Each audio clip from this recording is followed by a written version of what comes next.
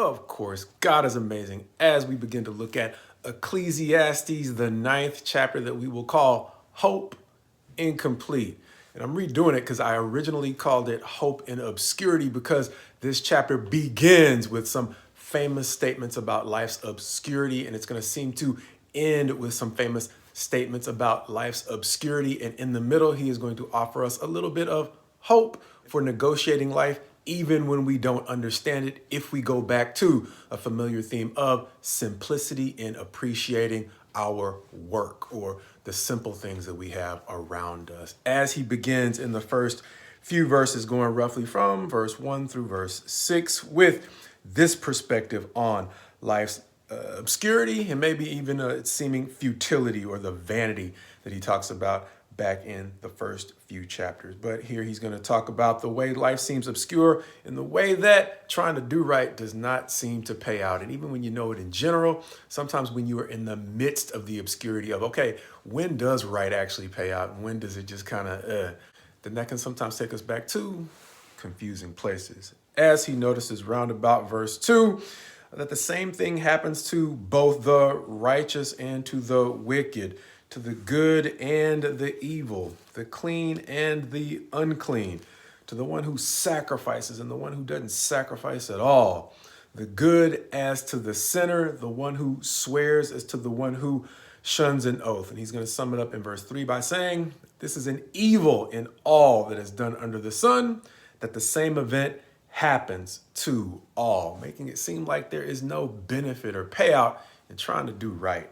He's not going to leave it alone either. He's going to pick that up again in verse 11, particular verses 11 and 12, where he's going to say, again, I saw in a famous statement that under the sun, the race is not to the swift, nor the battle to the strong, nor bread to the wise, nor riches to the intelligent, nor favor to those with knowledge, but time and chance happen to them all. Understanding that if that's not bad enough, he's going to conclude with an illustration of something that he found perplexing in wisdom, really giving us a bookend to some of the things he said early on about the futility he found in his own wisdom.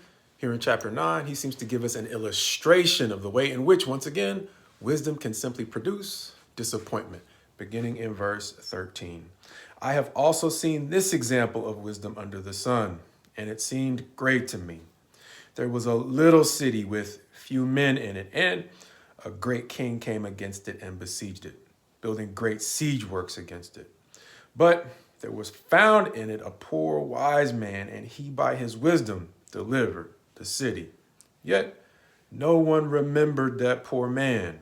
But I say that wisdom is better than might, though the poor man's wisdom is despised, and his words are not heard. Seeming to give us an indication of the way in which he was listened to insofar as he could save the city, but it's a question as to whether or not his wisdom was valued once the trouble had passed. But one of the things that he is going to notice, in addition to the way in which that old man or poor man might have been dismissed after he was able to help save the city, is the way that he also seems to notice at the very end of the chapter in verse 18, wisdom is better than weapons of war, but one sinner destroys much good.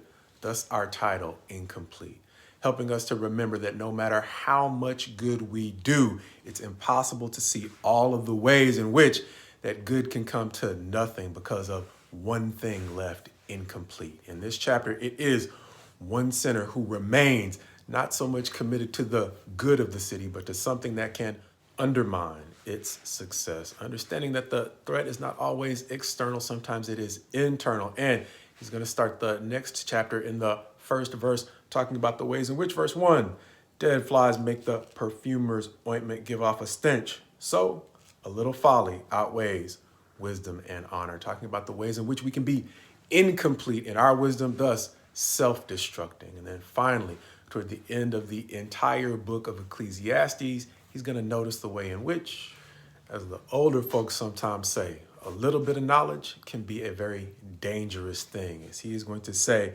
toward the end of chapter 12, round about verse 11, the words of the wise are like goads, and like nails firmly fixed are the collected sayings that are given by one shepherd.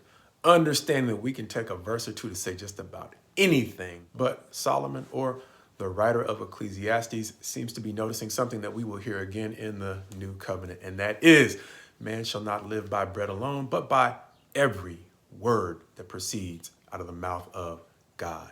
Understanding the entire message that he is trying to give us can help save us from the headaches that go along with being incomplete.